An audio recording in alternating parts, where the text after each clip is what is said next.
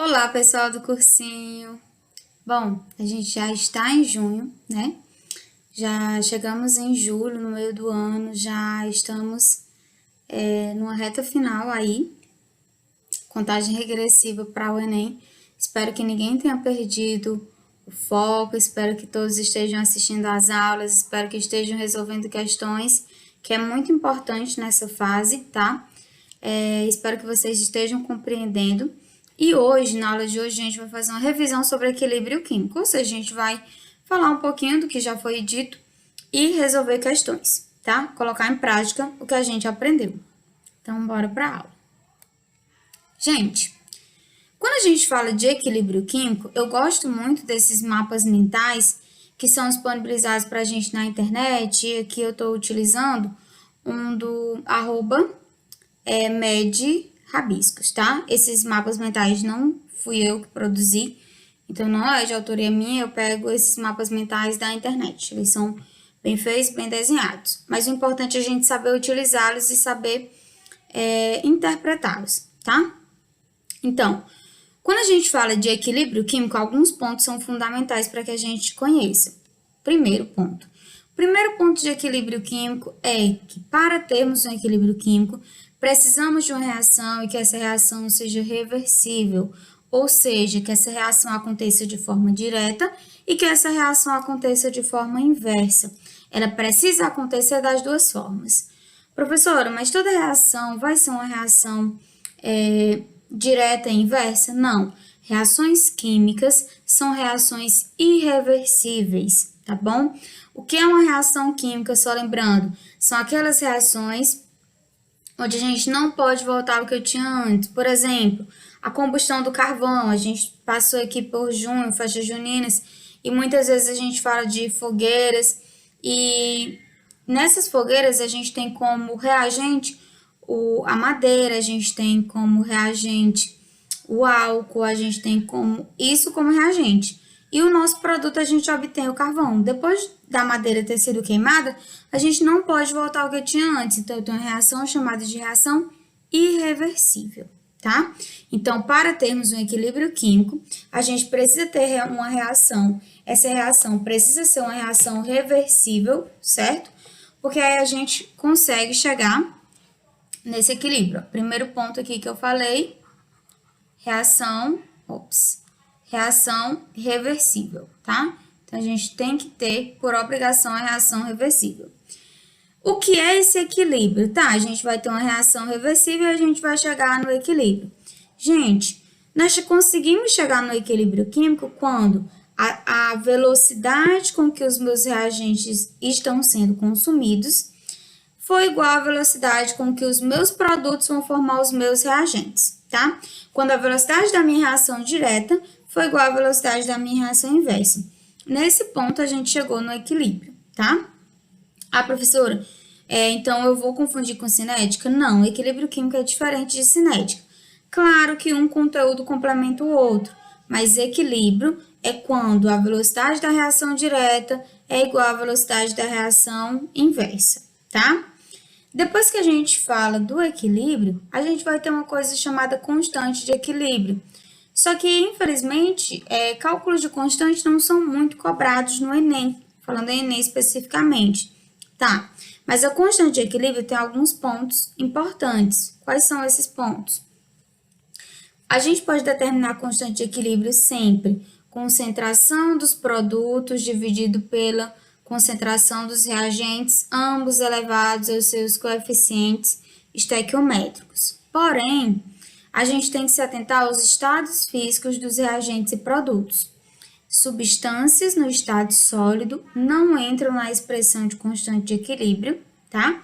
Substâncias no estado líquido, como a água, também não entra na nossa expressão de constante de equilíbrio. Entram substâncias que estiverem no estado aquoso, no estado gasoso, tá bom? Então, quando a gente tem sólidos e líquidos, não vão entrar na nossa constante de equilíbrio, certo? Então, cuidado aqui com os estados físicos, ok? Quando a gente só tem uma reação formada por gases, a gente vai ter uma constante específica, que é Kp, que é constante equilíbrio em relação à pressão, tá? Mas não muda muita coisa, é sempre produtos dividido por reagentes. Concentração dos produtos elevados aos seus coeficientes estequiométricos, dividido pelos seus reagentes, também elevados aos seus respectivos coeficientes estequiométricos. Falamos aqui um pouquinho da introdução sobre equilíbrio químico e agora a gente tem fatores que deslocam esse equilíbrio. Nós temos aí o princípio de Le Chatelier. Le Chatelier diz que existiam alguns fatores que poderiam deslocar esse equilíbrio. Quais fatores seriam esses? Nós temos 3 fatores. Gente, temperatura, pressão e concentração. É de suma e fundamental importância que o aluno aprenda, tá? Isso aqui a gente tem que realmente aprender como vai ser esse deslocamento de equilíbrio. Primeiro que a gente tem aqui, ó, temperatura. Então, como é que a temperatura desloca o equilíbrio? Bom, a gente vai ter uma reação e essa reação, por obrigação, é endotérmica ou exotérmica, tá? A questão tem que me fornecer essa informação ou algumas equações a gente já conhece. Por exemplo, reações de combustão, a gente sabe que toda e qualquer reação de combustão é sempre exotérmica, tá bom? Mas a questão sempre vai me fornecer variação de entalpia ou, de alguma forma, quem é endo e quem é isso. Como a gente vai ter uma reação direta e uma reação inversa, se a minha reação direta for endotérmica, consequentemente, a inversa será exotérmica. É sempre o contrário da outra, tá bom? Então, a gente tem aqui temperatura que influencia no deslocamento de equilíbrio. A temperatura ela vai influenciar de qual forma? Da seguinte maneira. Quando a gente aumenta a temperatura, nós temos um deslocamento no sentido endotérmico. Por quê, professora? Porque o sentido endotérmico, que é endotérmico, é absorver energia. Então, quanto maior a temperatura do meio externo, mais fácil de absorver essa energia. Então, se eu aumento a temperatura, eu desloco o equilíbrio no sentido endotérmico, tá? Vou favorecer o sentido endotérmico. Seja ele direita ou esquerda, depende muito da equação. Se eu diminuo a temperatura, desloco o equilíbrio no sentido exotérmico, certo? Também seja direita ou esquerda, depende da nossa equação. Nós temos aqui outro fator que desloca o equilíbrio, que é a pressão. E a pressão, gente, é apenas para equações que vão estar no estado gasoso. Então, prestem atenção nos estados físicos da equação, tá? Então, quando a gente tem estados físicos gasoso, a gente tem pressão deslocando aí o equilíbrio. Então, quando a gente aumenta a pressão, aqui na pressão eu vou puxar uma setazinha e vou lembrar para vocês uma coisa que a gente estudou antes já, acredito que vocês tenham visto em gases, tá? Quando a gente estuda no primeiro ano do ensino médio. A gente tem PV e a gente tem PV, pressão e volume, tá? P é de pressão, V é de volume. Gente, nós temos o seguinte, pressão e volume são inversamente proporcionais, então quando a gente aumenta a nossa pressão, consequentemente nós vamos deslocar o equilíbrio para onde tem menor volume. Quando a gente diminui a nossa pressão, nós vamos deslocar o equilíbrio para onde a gente tem maior volume. Sempre assim? Sempre assim. Coloca sempre PV, PV. É sempre inversamente proporcional. Quanto maior a pressão quanto mais pressão a gente coloca no nosso sistema, mais ele vai deslocar o equilíbrio no sentido de onde tem menor volume e vice-versa, tá? Então, aqui é interessante para vocês, facilita aí na hora dos estudos. A gente volta aqui com o nosso terceiro fator, que influencia nas velocidades da reação, que é a concentração. Quando a gente aumenta a concentração de um reagente ou de um produto, a gente desloca o equilíbrio para o sentido oposto para compensar esse aumento da concentração. Se eu diminuo a concentração de um reagente ou produto, eu desloco para o mesmo lado também para compensar essa diminuição na concentração, tá bom? Pessoal, existe um nomezinho muito importante que são catalisadores. Aparecem muito quando a gente fala de equilíbrio, de cinética, tá? Então, a gente tem aqui catalisadores. Gente, catalisadores não deslocam o equilíbrio, por favor, tá? Eles não deslocam o equilíbrio. E o que é que um catalisador faz, professora? Um catalisador faz única e exclusivamente acelerar a reação. Somente isso que um catalisador vai fazer. Outra coisa ele não vai ter interferência, tá? Então, catalisadores a gente tem aqui também que não deslocam o equilíbrio. Faz o quê? Acelera a nossa reação.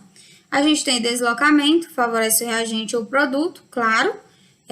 Quando a gente fala desloca para o reagente, eu estou favorecendo a formação de reagente. Favorece o produto, desloca para o lado dos produtos, eu estou favorecendo a formação dos meus produtos. Kc e Kp, eu acabei de falar sobre constante de equilíbrio. Kc é constante em relação à concentração e Kp constante em relação à pressão, somente quando a gente tem substâncias no estado gasoso, tá bom? Com isso, a gente vai para as questões, ok? Bom, tentei trazer para vocês aqui questões mais atuais, questões do Enem. Essa questão caiu nesse Enem agora, tá? De 2020, foi realizado no início do ano. Lembrando que teve várias provas aí do Enem. Eu não vou saber dizer qual das provas essa questão esteve presente, tá? Mas foi desse ano. Então, na primeira questão diz o seguinte. Para garantir que produtos eletrônicos estejam armazenados de forma adequada antes da venda, algumas empresas utilizam cartões indicadores de umidade nas embalagens desses produtos. Alguns desses cartões mantêm um sal de cobalto que muda de cor em presença de água de acordo com a equação química. Então, aqui ele nos deu uma equação, tá? E me deu duas cores, a cor azul e a cor rosa. Então, de um lado, no meu lado esquerdo, eu tenho azul, no meu lado direito, eu tenho rosa. Me deu variação de entalpia, como a variação de entalpia é menor que zero, entende-se que o sentido direto, ó, esse sentido aqui, menor que zero, é um sentido exotérmico, tá? Então, se o sentido direto é exotérmico, o inverso, consequentemente, será endotérmico, tudo bem? Aqui tem o seguinte, como você procederia para reutilizar, num curto intervalo de tempo, um cartão que já estivesse na coloração rosa? Ou seja, ele está na coloração rosa e o meu objetivo é voltar para a coloração azul. Porque aqui eles utilizam cartões, indicadores de umidade nas embalagens desses produtos. E esses cartões, tá? Alguns desses cartões com sal de cobalto muda de cor na presença da equação. Esses cartões inicialmente têm a coloração azul, tá? Por que tem a coloração azul, professora? Porque azul está nos reagentes, então primeiro começou com azul, depois foi que foi para rosa, certo? Então, o que a gente pode fazer para voltar dessa coloração rosa para a coloração azul? Ou seja, a gente quer deslocar o equilíbrio para a nossa esquerda. Então, o que a gente pode fazer? Resfriar no congelador. Gente, quando a gente resfria, a gente está diminuindo a temperatura, tá? Então, é interessante que a gente lembre aqui, ó, temperatura. Se a gente resfriar a temperatura, a gente desloca o equilíbrio no sentido exotérmico, tá? Se eu aumento a temperatura, desloco o equilíbrio no sentido endotérmico. Acabei de falar isso aqui no slide anterior, vou voltar só para vocês verem, ó. Maior temperatura, sentido endotérmica. Menor temperatura, sentido exotérmico, tá? Então, é interessante a gente lembrar disso aqui. Então, se eu resfriar no congelador, eu vou deslocar para o sentido exotérmico. Então, eu vou estar deslocando para a coloração rosa. Não é isso que a gente quer. A gente quer voltar para a coloração azul. Então, não vai acontecer. B. Borrifar com spray de água. Gente, se a gente adicionar água, ó, adicionei concentração de água. A água tá aqui. Então, adicionei água, adicionei de um lado, o equilíbrio sempre desloca no sentido contrário. Então, vai para a coloração rosa. Não seria adição de água, certo? Envolver com papel alumínio. Gente, Se a gente envolver com papel alumínio, a gente vai estar meio que impedindo a transferência de calor. A gente vai deixar ele lá do mesmo jeito, não vai resfriar e não vai aquecer, vai acontecer nada, tá? Então, aqui não. Letra D, aquecer com secador. Vamos ver o que acontece quando a gente aquece. Vou pegar aqui outra coloração. Quando a gente aumenta a temperatura, a gente desloca o equilíbrio no sentido endotérmico. Então, se o sentido direto é sentido exotérmico, o sentido inverso é o sentido endotérmico. Então, a gente conseguiria deslocar no sentido endotérmico, que seria, novamente, a coloração azul que a gente quer. Então, a gente pode dizer que letra D está correto, tá? Letra E, embrulharia em guardanapo de papel? Não iria acontecer nada, não iria influenciar em nenhum deslocamento. Então, gabarito da primeira questão, a gente tem aqui letra D, ok? Segunda questão, já do Enem de 2018, diz assim: o sulfato de bário é mundialmente utilizado na forma de suspensão como contraste em radiografias de esôfago, estômago e intestino. Por se tratar de um sal solúvel, pouco solúvel, quando em meio aquoso estabelece o seguinte equilíbrio. Então, a questão me dá aqui o equilíbrio e diz o seguinte: por causa da toxicidade do bário, então, o bário é tóxico, é desejado que o contraste não seja absorvido, sendo totalmente eliminado nas fezes.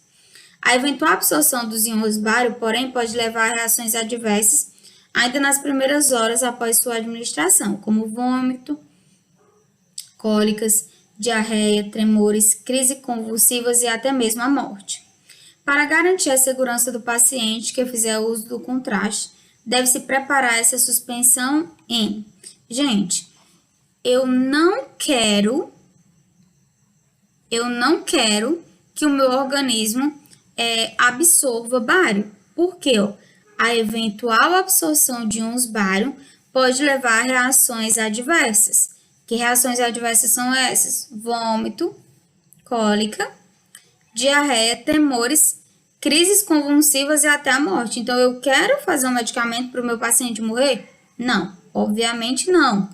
Eu quero com que esses íons de bário não sejam consumidos, tá?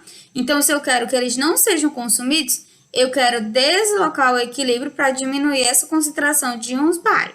Então, o que eu posso fazer para meu equilíbrio ser deslocado para a esquerda? Vamos ver aqui o que a gente pode fazer, tá? Aqui de cor. Letra A, água destilada. Gente, se a gente colocar água aqui, a água não está presente, então ela não vai interferir em nada, tá? Então, aqui não. Soro fisiológico. Soro fisiológico tem água e sal, então NaCl, ó, não tem ninguém presente aqui, também não vai interferir em nada. Solução de cloreto de bário, BaCl2. Se a gente fizer uma solução disso aqui, isso aqui vai estar formando íons, tá? Porque solução tem a formação de íons. Então, se a gente formar íons aqui, a gente vai ter o seguinte: Ba2 mais Cl menos, mais 2Cl menos, na verdade.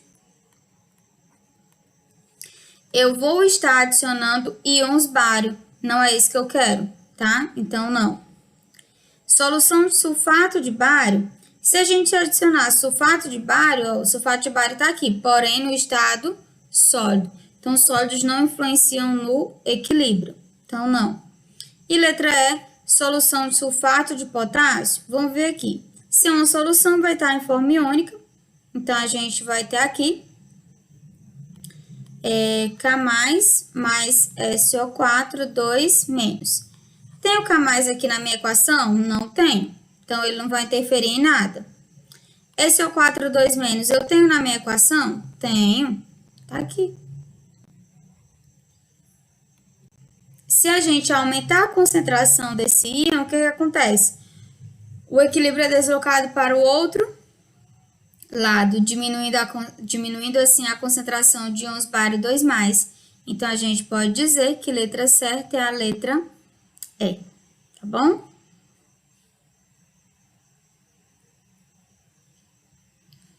Vamos para a próxima questão. Questão de número 3, diz assim: hipoxia ou mal das alturas consiste na diminuição de oxigênio no sangue arterial do organismo. Por essa razão, muitos atletas apresentam mal-estar, dores de cabeça, tontura, falta de ar ao praticar atividade física em altitudes elevadas. Nessas condições, ocorre uma diminuição na concentração de hemoglobina oxigenada em equilíbrio no sangue conforme a equação. Então, a gente tem aqui a nossa equaçãozinha bonitinha.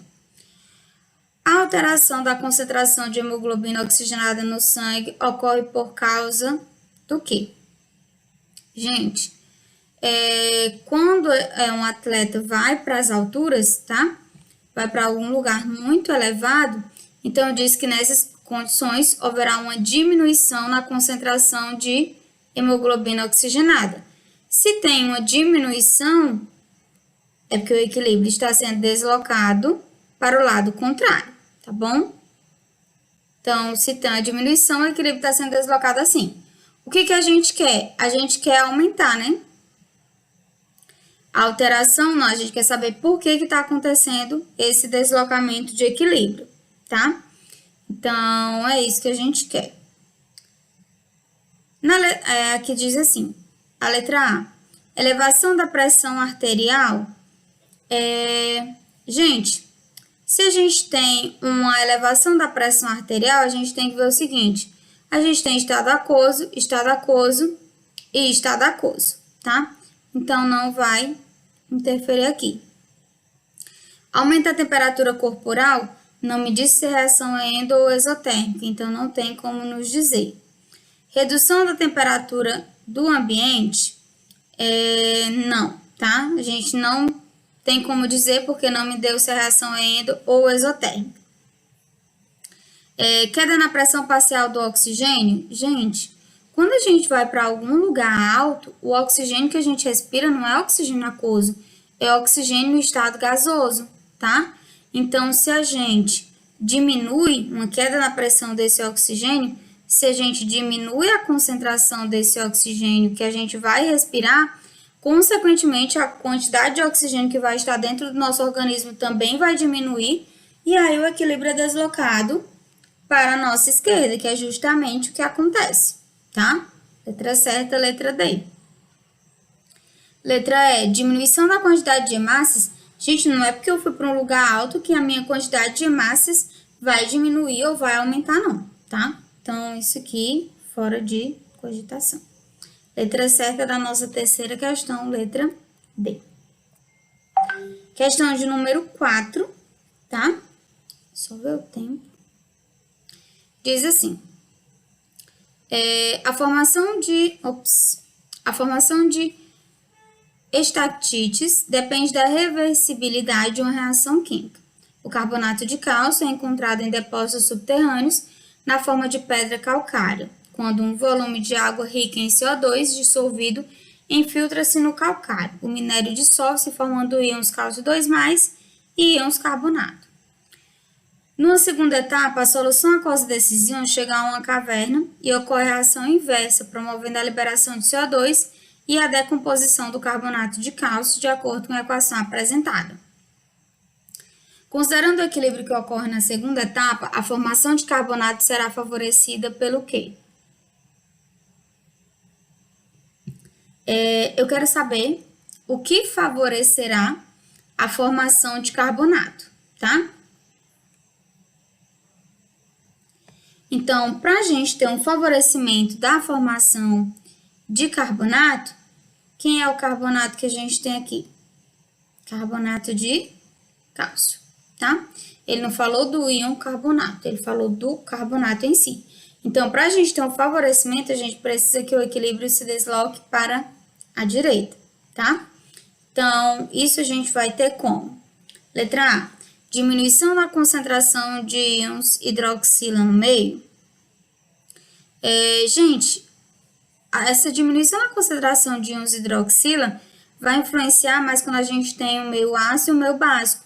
A gente não tem hidrogênio nem hidroxila aqui na nossa equação, então não, tá? Não vai influenciar tanto. B, aumento da pressão do ar no interior da caverna. Gente, quando a gente fala em pressão, a gente tem que olhar mais para os estados físicos, ó. Aquoso, sólido, gasoso e o líquido. Então, nós não temos substâncias no estado gasoso também, não. Letra D, aumento da temperatura no interior da caverna. O que a gente tem que lembrar? Quando a gente aumenta a temperatura, deslocamos o equilíbrio no sentido endotérmico. Olha o sentido endotérmico. Se é positivo, essa minha reação tem sentido direto endotérmico. Então, quando a gente aumenta a temperatura, deslocamos o equilíbrio para a direita, favorecendo assim a formação de carbonato. Corretíssimo, letra D. E letra E, aumento da concentração de CO2 dissolvido. Se a gente aumentar a concentração de CO2, o equilíbrio deslocaria para o outro lado, tá? Então, não favoreceria a formação de carbonato. Então, também não, tá? Letra certa, letra D. Vamos para a última, de novo, questão também do Enem de 2020, diz assim: é possível identificar adulterantes do leite de vaca por meio da adição do indicador azul de bromofenol. A presença de agentes oxidantes provoca a descoloração do indicador, mantendo a cor branca na amostra, característica do leite. Substâncias redutoras presentes no leite reagem com o azul de bromofenol, gerando a cor verde. A diminuição do valor de pH do leite torna o indicador amarelo. Em pH mais elevado, o indicador adquire a cor violeta. E em meio neutro, a cor azul.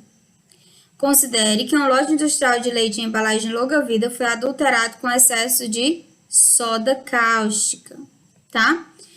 Em uma inspeção sanitária do lote adulterado, qual será a cor apresentada pelo leite após a adição do indicador azul de bromofenol? Gente, questão muito fácil, caiu no Enem, tá? Desse ano. Quem é soda cáustica, gente? Hidróxido de sódio. Professora, quem é hidróxido de sódio? Gente, NaOH. Soda cáustica é nosso hidróxido de sódio, NaOH. Ou seja, é uma base. E base possuem pH maior do que 7, tá? Possuem pH maior do que 7. Como a soda cáustica é uma base forte, então vai ter aí pH entre 12, 13, 14, dependendo aí da concentração, como ele está dissolvido, mas vai ser maior que 7 porque tem soda cáustica, certo? Então, a questão aqui me diz o seguinte: quando a gente diminui o valor do pH, a gente tem coloração amarela, mas quando a gente eleva, a gente tem coloração violeta. Então, quando a gente adiciona a soda cáustica, a gente aumenta o pH do leite. Se a gente aumenta o pH do leite, a coloração que vai ter é a coloração violeta, tá bom? Vai ficar uma questãozinha aí para vocês resolverem, certo? Espero que vocês tenham gostado, espero que vocês estudem, resolvam as questões. Fiquem com Deus e até a próxima aula.